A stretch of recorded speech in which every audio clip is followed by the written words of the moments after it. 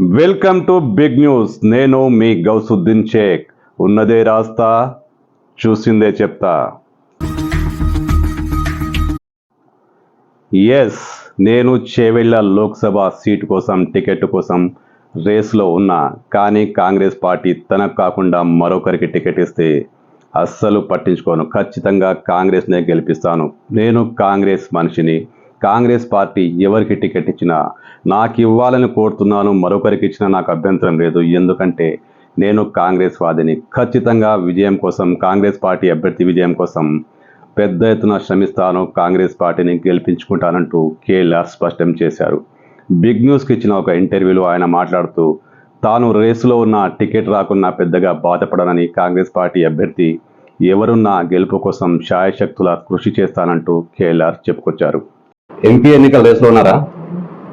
MP ఎలక్షన్లు definitely Congress పార్టీని గెలిపిస్తాం. ఎవరికి టికెట్ ఇచ్చినా స్వాగతిస్తాం.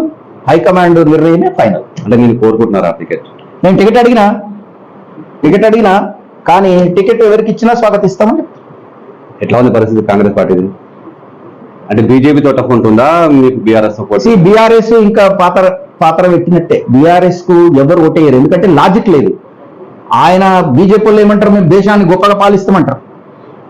మేమంటాం ఈ రాష్ట్రాన్ని గొప్పగా పాలిస్తాం, మీకు అన్ని పథకాలు మేము మాటిచ్చినాయని నిలబెట్టుకుంటాం, మీరు మమ్మల్ని గెలిపియండి అని మేమంటాం. కానీ కేసీఆర్ ఏం చెప్పాలి? ఇప్పుడు నేను ఫామ్ హౌస్ లో పడుకుంటా ఓట్లు వేయాలి అన్నలా. కనుక లాజికే లేదు. కనుక బీఆర్ఎస్ కు ఎవ్వరు కూడా ఓట్లేరు. ఈ పార్లమెంట్ ఎలక్షన్ల తర్వాత బీఆర్ఎస్ కనుమరుగైపోతుంది, అసలు కనబడదు. ఇక్కడ బీజేపీ కాంగ్రెస్ బీజేపీ తప్ప మూడో ఈ పార్టీ ఉండదని అందరూ అంటున్నారు, నేను కూడా అంటున్నాను. అంటే చేవేళ్లలో ఎవరితో మీరు బీజేపీతో పోటీ పడుతున్నారు? చేవేళ్లలో 100% కాంగ్రెస్ బీజేపీకి మధ్యనే పోటీ. అంటే గెలుపు అవకాశం మీకు ఎట్లా అవుతాయి? గెలుపు అవకాశం చాలా బ్రహ్మాండంగా ఉంది. మీరు మా ఇంటికి వచ్చి చూసి తెలుస్తుంది. మీకు ఎవ్రీ డే కనీసం 100 మంది పార్టీలు జాయిన్ అవుతుంది. నేను రాకున్నా నా వేగుల మీద ఉంటారు. కానీ ఇప్పుడు సిటీస్ అవుట్స్కర్ట్ లో బీజేపీ ప్రభావం, హిందూయిజం ప్రభావం ఖచ్చితంగా ఉంటుంది. ముస్లిం అందరికి వన్ సైడ్ వేస్తారని మీకు గ్యారెంటీ ఏంటి? మైనారిటీస్ డెఫినెట్లీ మొదటి నుంచి కూడా మాయంబడి ఉన్నారు. ఎస్సీలు, ఎస్టీలు, మైనారిటీలు మొదటి నుంచి కూడా మాయంబడి ఉన్నారు. మధ్యలో కొంచెం డిస్టర్బ్ అయిన వాళ్ళందరూ ఇప్పుడు కన్సాలిడేట్ అయిపోయినారు.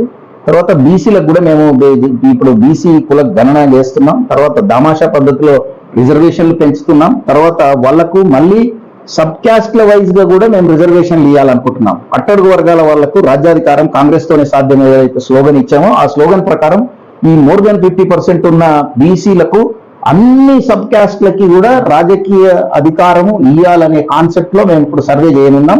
వీళ్ళందరూ కూడా మాకే ఫేవరబుల్ గా అవుతారు. కనుక అసలు వాళ్ళ ఎంబడి ఎవరు లేరు. 1%, 2% ఉన్న వెలమలేమన్నా వాళ్ళ ఎంబడి ఉంటే తప్ప మిగతా బీఆర్ఎస్ ఎంబడి ఎవరు లేరు. తర్వాత ఈ సౌత్ ఇండియాలో కూడా నార్త్ ఇండియాతో కంపేర్ చేసినప్పుడు సౌత్ ఇండియాలో ఆలోచన విధానము, ఈ సోషలిస్టిక్ థింకింగ్, సమసమాజ థింకింగ్ ఈ సౌత్ ఇండియాలో చాలా ఎక్కువ.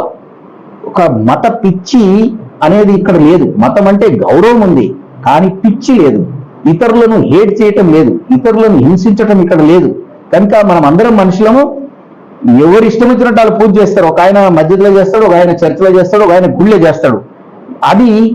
అది వ్యక్తిగతం. ఆయన ఇష్టం వచ్చిన దగ్గర ఇష్టం వచ్చిన రూపంలో ఆయన పూజ చేసుకోవచ్చు. కానీ మనం అందరం మనుషులమే, మనం అందరం భారతీయులమే అనే కాన్సెప్ట్, మనం అందరం కలిసి ఉందాం అనే కాన్సెప్ట్ సౌత్ ఇండియాలో చాలా ఎక్కువ. కనుక ఈ మత పిచ్చి తక్కువ. కనుక కాంగ్రెస్ కు డెఫినెట్ గా అడ్వాంటేజ్ ఉంటుంది. కాంగ్రెస్ పార్టీ